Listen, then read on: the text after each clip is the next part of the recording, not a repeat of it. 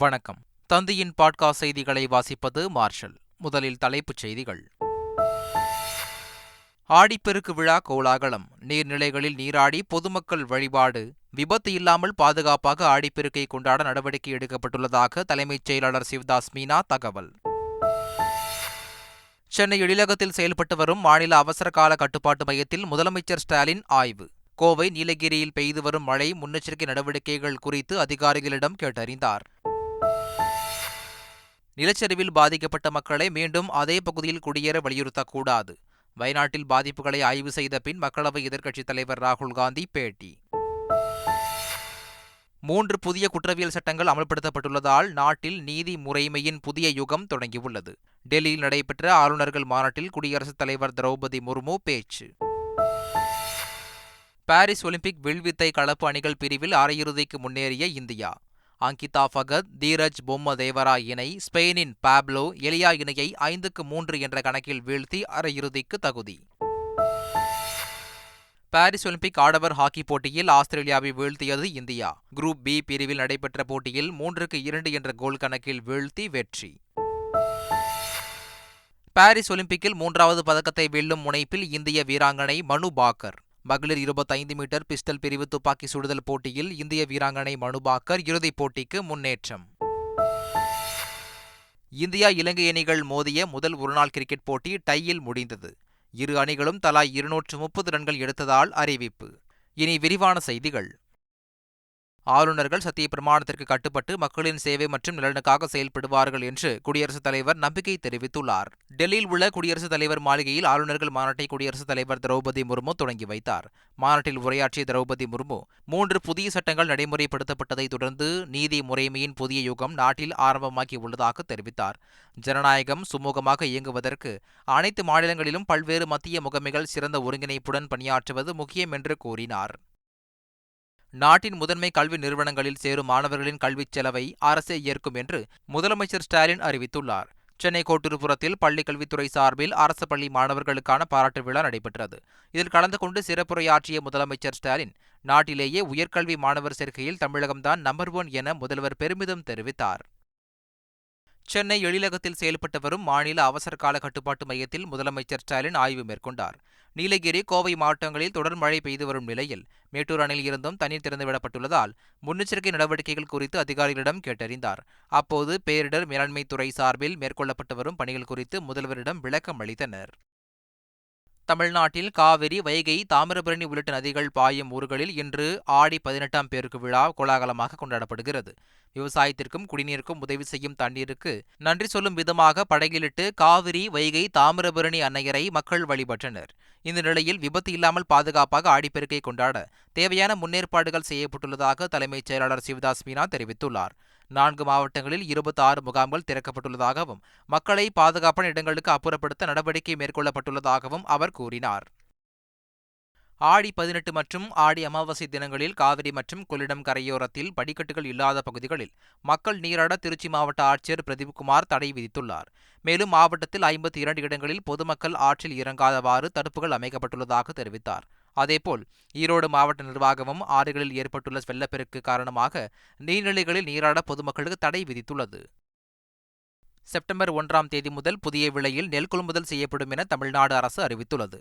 காரிஃப் பருவத்திற்கு சன்னரக நெல்லுக்கு அறிவிக்கப்பட்டுள்ள குறைந்தபட்ச ஆதார விலையான 2320 ரூபாயுடன் 130 ரூபாய் ஊக்கத்தொகை சேர்த்து 2450 ரூபாயாக வழங்கப்படும் என அறிவிக்கப்பட்டுள்ளது.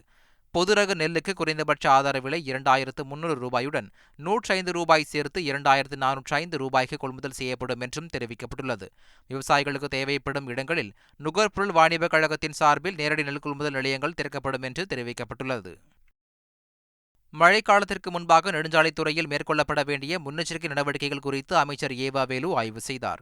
சென்னையில் நடைபெற்ற ஆலோசனைக் கூட்டத்தில் பங்கேற்ற அமைச்சர் ஏவா வேலு நெடுஞ்சாலைத்துறையின் கட்டுமானம் மற்றும் பராமரிப்பு பணிகள் குறித்து ஆய்வு மேற்கொண்டார். மழைக்காலம் தொடங்குவதற்கு முன்னதாக நெடுஞ்சாலைத்துறையில் மேற்கொள்ளப்பட வேண்டிய முன்னெச்சரிக்கை பணிகளை செய்ய அறிவுறுத்திய அவர் சீரமைப்பு பணிகளை விரைந்து முடிக்க உத்தரவிட்டார். மேலும் நம்ம சாலை செயலி என்ற புதிய திட்டம் நெடுஞ்சாலைத்துறையில் தொடங்கப்பட்டு சாலைகளில் உள்ள பள்ளங்களை சரி செய்ய வழிவகை செய்யப்பட்டுள்ளதாக அவர் குறிப்பிட்டார். மேகதாது விவகாரத்தில் பேச்சுவார்த்தை மூலம் தீர்த்துக் கொள்ளலாம் என்று பிரதமர் சொல்வது தற்கொலைக்கு சமம் என்றும் அமைச்சர் துரைமுருகன் தெரிவித்துள்ளார். வேலூர் அருகே செய்தியாளரிடம் பேசிய அவர், இந்த விவகாரத்தில் கர்நாடகாவுடன் 38 முறை பேசியும் சுமூகமான முடிவு எட்டப்படாத நிலையில் மத்திய அரசு நடுவர் மன்றம் அமைத்ததாக கூறினார். அருந்ததியருக்கான உள்இட ஒதுக்கீடு சட்டம் செல்லும் என்ற உச்சநீதிமன்ற தீர்ப்பு திராவிட மாடல் அரசின் திட்டத்திற்கு கிடைத்த மகத்தான வெற்றி என தமிழக அரசு பெருமிதம் தெரிவித்துள்ளது. இது தொடர்பாக வெளியிட்டுள்ள செய்திக்குறிப்பில், அருந்ததியருக்கு 3 விழுக்காடு உள்இட ஒதுக்கீடு வழங்கப்பட்டதும் அதனால் பயனடைந்தோர் விவரங்களும் சுட்டிக்காட்டப்பட்டுள்ளது. 3 விழுக்காடு உள்இட ஒதுக்கீடு செல்லும் என்று உச்சநீதிமன்றத்தின் 7 நீதிபதிகள் அமர்வு வழங்கிய வரலாற்று சிறப்புமிக்க தீர்ப்பை வரவேற்று பாராட்டி வருவதாக தெரிவிக்கப்பட்டுள்ளது. தீர்ப்பை வரவேற்றுள்ள முதலமைச்சர் ஸ்டாலினும் பெருமகிழ்ச்சி அளிப்பதாக குறிப்பிட்டு பெருமிதம் தெரிவித்துள்ளார் என கூறப்பட்டுள்ளது. அவசர காலத்தில் சட்டத்தை நிறைவேற்றிடும் பிறரை போல் அல்லாமல் எந்தவொரு சட்டத்தை நிறைவேற்றும் போதும் உரிய காரணங்களை முறையாக ஆராய்ந்து தரவுகளை தொகுப்பதால் திமுக அரசின் சட்டம் எப்போதும் வெற்றியையே பெற்று வருவது வரலாறு ஆகியுள்ளது என தெரிவிக்கப்பட்டுள்ளது. புதுச்சேரியில் பட்ஜெட்டில் கல்லூரி மாணவர்களுக்கு மாதம் 1000 ரூபாய் வழங்கும் திட்டம் அறிமுகப்படுத்தப்பட்டுள்ளது. 12,700 கோடி ரூபாய் அளவிலான 2024-25 பட்ஜெட்டை புதுச்சேரி முதல்வர் ரங்கசாமி சட்டமன்றத்தில் தாக்கல் செய்தார். அதில் மாநில வருவாயாக 6,914 கோடி ரூபாயும், மத்திய அரசு நிதி உதவியாக 3,268 கோடி ரூபாயும், நிதி பற்றாக்குறை ஈடுகட்ட 2,066 கோடி ரூபாய் கடன் வாங்கவும் திட்டமிடப்பட்டுள்ளது. அத்தியாவசிய பொருளான பாலை ஒரு இடத்திலிருந்து இன்னொரு இடம் கொண்டு செல்வதற்கு சுங்கச்சாவடி கட்டண விலக்கு அளிக்க வேண்டும் என பலமுறை கோரிக்கை விடுத்தும் மத்திய அரசு ஒன்றும் செய்யவில்லை என அமைச்சர் மனோ தங்கராஜ் குற்றம் சாட்டியுள்ளார். இதனால் ஆவி நிறுவனத்திற்கு பல கோடி ரூபாய் இழப்பு ஏற்படுவதாகவும் அவர் கூறியுள்ளார். செந்தில் பாலாஜி சிறையில் இருப்பதை மறைக்க பொய் வழக்கில் எம்.ஆர். விஜயபாஸ்கர் கைது செய்யப்பட்டதாக எடப்பாடி பழனிசாமி குற்றம் சாட்டியுள்ளார். நில மோசடி வழக்கில் கைதாகி அண்மையில் ஜாமீனில் விடுவிக்கப்பட்ட முன்னாள் அமைச்சர் எம்.ஆர். விஜயபாஸ்கரை கரூரில் உள்ள அவரது இல்லத்தில் அதிமுக பொதுச் செயலாளர் எடப்பாடி பழனிசாமி சந்தித்து பேசினார். அப்போது முன்னாள் அமைச்சர்கள் உட்பட ஏராளமானோர் உடனிருந்தனர். பின்னர் செய்தியாளரிடம் பேசிய எடப்பாடி பழனிசாமி, புகாருக்குள்ளான நிலத்திற்கும் விஜயபாஸ்கருக்கும் சம்பந்தமில்லை என்றார். சுப நிகழ்ச்சிகள், முருகனின் அறுபடை வீடுகள் மற்றும் பிரசித்தி பெற்ற கோயில்களுக்கு தரிசனம் மேற்கொள்ள ஒப்பந்த அடிப்படையில் பல்வேறு இடங்களுக்கு பேருந்து வசதி செய்து தரப்படும் என அரசு விரைவு போக்குவரத்து கழக மேலாண் இயக்குநர் தகவல் தெரிவித்துள்ளார். இது தொடர்பான விவரங்களுக்கு TNSTC இணையதள முகவரியை தொடர்பு கொள்ளுமாறும் அவர் தெரிவித்துள்ளார். மீனவர் பிரச்சினைக்கு நிரந்தர தீர்வு காண அமைக்கப்பட்டுள்ள இந்தியா இலங்கை கூட்டு நடவடிக்கை குழு கூட்டம் விரைவில் கூட்டப்பட உள்ளதாக சென்னை உயர்நீதிமன்றத்தில் மத்திய அரசு தெரிவித்துள்ளது. கடந்த 22ஆம் தேதி இலங்கை கடற்படையால் கைது செய்யப்பட்ட 6 மீனவர்களை விடுவிக்க நடவடிக்கை எடுக்கும்படி மத்திய மாநில அரசுகளுக்கு உத்தரவிடக் கோரி மீனவர் பாதுகாப்பு அமைப்பின் தலைவர் பீட்டர் ராயின் வழக்கு தொடர்ந்திருந்தார். இந்த வழக்கு பொறுப்பு தலைமை நீதிபதி கிருஷ்ணகுமார் மற்றும் நீதிபதி குமரேஷ் பாபு அமர்வில் விசாரணைக்கு வந்தது. அப்போது இலங்கை கடற்படையினரால் கைது செய்யப்படும் மீனவர்கள் மத்திய அரசு நடவடிக்கையால் விடுவிக்கப்படுவதாக மத்திய அரசு வழக்கறிஞர் தெரிவித்தார். மீனவர் பிரச்சினைக்கு தீர்வு காண இருநாட்டு செயலாளர்கள் மட்டத்தில் அமைக்கப்பட்டுள்ள இந்தியா இலங்கை கூட்டு நடவடிக்கை குழு விரைவில் கூட்டம் கூடி விவாதிக்க உள்ளதாகவும் விளக்கமளித்தார். இதை ஏற்றுக்கொண்ட நீதிபதிகள் வழக்கை முடித்து வைத்தனர். கொள்ளிடம் ஆற்றில் செல்லும் தண்ணீர் வீணாக கடலில் கிடப்பதாக தமிழக விவசாயிகள் பாதுகாப்பு சங்க டெல்டா ஒருங்கிணைப்பாளர் கந்தவேல் தெரிவித்துள்ளார். திருவாரூர் மாவட்டம் நன்னிலத்தில் செய்தியாளரிடம் பேசிய அவர், மேட்டூர் அணையில் 1.5 லட்சம் கன அடி தண்ணீர் வந்து கொண்டிருப்பதாக கூறினார். அந்த உபரி நீரை கல்லணை மற்றும் பிற கிளை ஆறுகளில் 3000 கன அடி திறப்பதாக சொல்லியிருக்கிறார்கள். ஆனால் எல்லாமே கொள்ளிடம் ஆற்றில் உபரி நீராக செல்வதாக குற்றம் சாட்டினார். இந்த உபரி நீரை குளம், குட்டை போன்றவற்றில் நிரப்ப வேண்டும் என்றும் கோரிக்கை விடுத்துள்ளார். நீலகிரி மாவட்டத்தில் கனமழை பெய்யும் என வானிலை ஆய்வு மையம் எச்சரிக்கை விடுத்துள்ளதை அடுத்து காவல்துறை சார்பில் கட்டுப்பாட்டு மைய எண் அறிவிக்கப்பட்டுள்ளது. ஒவ்வொரு உட்கோட்டத்திலும் பயிற்சி பெற்ற 10 பேரிடர் மீட்புக் குழுவினர் தேவையான உபகரணங்களுடன் தயார் நிலையில் உள்ளதாக தெரிவிக்கப்பட்டுள்ளது. நிலச்சரிவு ஏற்படும் அபாயம் உள்ள நிலையில் பொதுமக்கள் 1077 என்ற எண்ணில் மாவட்ட ஆட்சியர் அலுவலகத்தையும் 042224444111 என்ற எண்ணில் காவல்துறை கட்டுப்பாட்டு அறையையும் தொடர்பு கொள்ளலாம் என்று அறிவுறுத்தப்பட்டுள்ளது. மனிதம் என்ற சொல்லின் மகத்துவத்தை உலகம் மீண்டும் ஒருமுறை கேரளாவின் மூலம் உணர்த்துகிறது என்று முதலமைச்சர் பினராயி விஜயன் தெரிவித்துள்ளார். இந்த நெருக்கடியை ஒற்றுமை உணர்வோடு சமாளிப்போம் என்று அவர் வெளியிட்டுள்ள அறிக்கையில் குறிப்பிட்டுள்ளார். ஒவ்வொரு துடிப்பையும் தேடும் தேடல் தொடர்கிறது என்றும், இடிந்து விழுந்த கட்டிடத்தில் இருளிலும் உயிர் பிழைத்தவர்களை மீட்புப் படையினர் தேடி வருவதாகவும் கேரள முதலமைச்சர் பினராயி விஜயன் தெரிவித்துள்ளார். வயநாட்டில் உயிரிழந்தோர், சிகிச்சை பெறுவோர், வீடு திரும்பியோர் பட்டியலை கேரள அரசு வெளியிட்டுள்ளது. வயநாட்டில் உயிரிழந்தோரின் எண்ணிக்கை 344ஆக உயர்ந்துள்ளதாக கூறப்படுகிறது. நிலச்சரிவில் 89 ஆண்கள், 82 பெண்கள், 28 சிறுவர்கள் என 199 பேர் உயிரிழந்துள்ளதாக குறிப்பிடப்பட்டுள்ளது. 133 சடலங்கள் உறவினர்களால் அடையாளம் காணப்பட்டதாகவும் 130 உடல் பாகங்கள் மீட்கப்பட்டுள்ளதாகவும் தெரிவிக்கப்பட்டுள்ளது. நிலம்பூர் மாவட்ட அரசு மருத்துவமனையில் இருந்து 21 சடலங்கள் உறவினர்களிடம் ஒப்படைக்கப்பட்டுள்ளன. 87 உடல் பாகங்களும் 116 சடலங்களும் ஒப்படைக்கப்பட்டுள்ளதாக தெரிவிக்கப்பட்டுள்ளது. 264 பேர் மருத்துவமனைகளில் சேர்க்கப்பட்ட நிலையில் 86 பேர் சிகிச்சை பெற்று வருவதாகவும் 176 பேர் வீடு திரும்பியதாகவும் குறிப்பிடப்பட்டுள்ளது. நீட் தேர்வுக்கு முன்பாக மருத்துவக் கல்வி லாபகரமான வணிகமாக இருந்ததாகவும் ஒரு மருத்துவ சீட் 8 கோடி ரூபாய்க்கு விற்பனை செய்யப்பட்டதாகவும் மத்திய சுகாதாரத்துறை அமைச்சர் ஜே.பி. நட்டா தெரிவித்துள்ளார். மாநிலங்களவையில் நீட் தேர்வால் பாதிக்கப்பட்ட குடும்பங்களுக்கு 1 கோடி ரூபாய் இழப்பீடு வழங்க வலியுறுத்தி திமுக எம்பி எம். அப்துல்லா தனிநபர் தீர்மானம் ஒன்றை முன்மொழிந்தார்.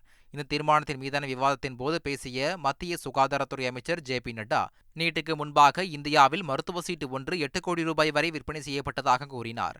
மேலும் நீட் தேர்வின் வழியாக பல்வேறு சமூக பிரிவுகளைச் சேர்ந்த மாணவர்கள் மருத்துவ இடங்களை பெறுவது 65% வரை அதிகரித்துள்ளதாக குறிப்பிட்ட அவர், நீட் தேர்வு 13 மொழிகளில் நடத்தப்படுவதால் அரசு பள்ளிகளைச் சேர்ந்த மாணவர்களும் பயன்பெறுவதாக கூறினார். 2019ஆம் ஆண்டு நீட் தேர்வு ஆள் மாறாட்ட மோசடி வழக்கில் 4 மாதத்தில் விசாரணை முடித்து குற்றப்பத்திரிகை தாக்கல் செய்ய சிபிசிஐடி போலீசாருக்கு மெட்ராஸ் உயர்நீதிமன்ற மதுரை அமர்வு அதிரடியாக உத்தரவிட்டுள்ளது. இந்த வழக்கில் 27வது குற்றவாளியாக சேர்க்கப்பட்ட தருண் மோகன் வழக்கில் இருந்து தன்னை விடுவிக்கும்படி தாக்கல் செய்த மனு விசாரணையின் போது நீட் ஆள் மாறாட்ட வழக்கில் விசாரணைக்கு தேவையான ஆவணங்களை தேசிய தேர்வு முகமை சிபிசிஐடி போலீசாருக்கு வழங்க வேண்டும் என்று உத்தரவிட்டுள்ளது. டெல்லியில் பயிற்சி மையத்தில் 3 மாணவர்கள் உயிரிழந்த சம்பவம் தொடர்பான வழக்கை சிபிஐக்கு மாற்றி டெல்லி உயர்நீதிமன்றம் உத்தரவிட்டுள்ளது. பயிற்சி மாணவர்கள் உயிரிழந்த சம்பவத்தை உயர்நிலை குழு அமைத்து விசாரிக்க உத்தரவிடக் கோரிய பொதுநல மனுவை டெல்லி உயர்நீதிமன்றம் விசாரித்தது. வழக்கின் தீவிர தன்மையை வைத்து பார்க்கும்போது அரசு அதிகாரிகள் பலருக்கு தொடர்பு உள்ளது தெரிய வருவதாக உயர்நீதிமன்றம் தெரிவித்தது. இந்த வழக்கை சிபிஐக்கு மாற்றி விசாரணையை மத்திய ஊழல் கண்காணிப்பு ஆணையம் கண்காணிக்கும் வகையில் ஒரு அதிகாரியை நியமிக்க வேண்டுமென்றும் உத்தரவிட்டது.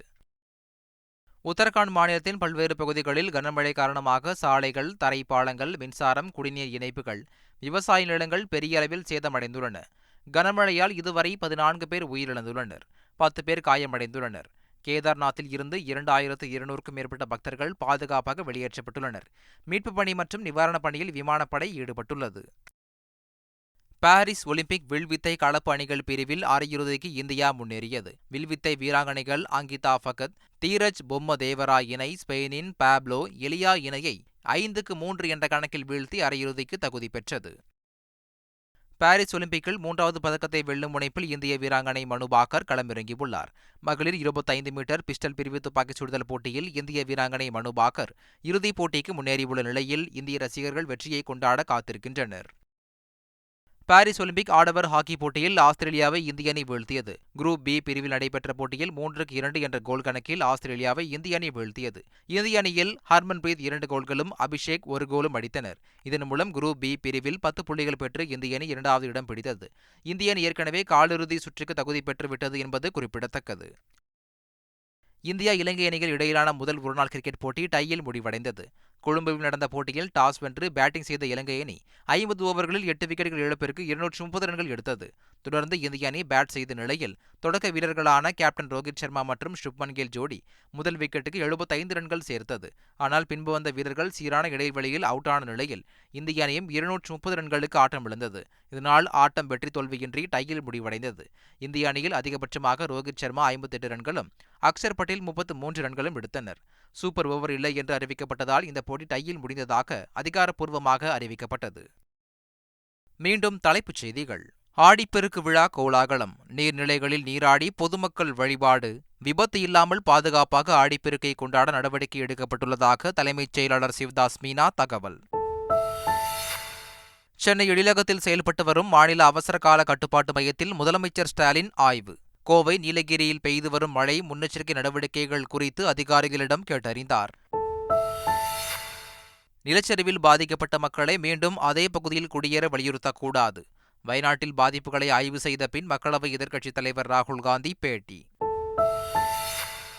3 புதிய குற்றவியல் சட்டங்கள் அமல்படுத்தப்பட்டுள்ளதால் நாட்டில் நீதி முறைமையின் புதிய யுகம் தொடங்கியுள்ளது. டெல்லியில் நடைபெற்ற ஆளுநர்கள் மாநாட்டில் குடியரசுத் தலைவர் திரௌபதி முர்மு பேச்சு.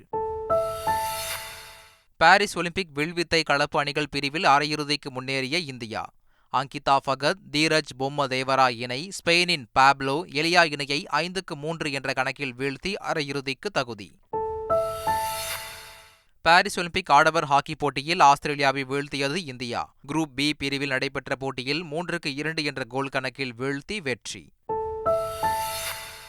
பாரிஸ் ஒலிம்பிக்கில் 3வது பதக்கத்தை வெல்லும் முனைப்பில் இந்திய வீராங்கனை மனு பாக்கர். மகளிர் 25 மீட்டர் பிஸ்டல் பிரிவு துப்பாக்கி சுடுதல் போட்டியில் இந்திய வீராங்கனை மனு பாக்கர் இறுதிப் போட்டிக்கு முன்னேற்றம். இந்தியா இலங்கை அணிகள் மோதிய முதல் ஒருநாள் கிரிக்கெட் போட்டி டையில் முடிந்தது. இரு அணிகளும் தலா 230 ரன்கள் எடுத்ததால் அறிவிப்பு. இத்துடன் தந்தையின் பாட்காஸ்ட் செய்திகள் நிறைவு பெறுகின்றன. வணக்கம்.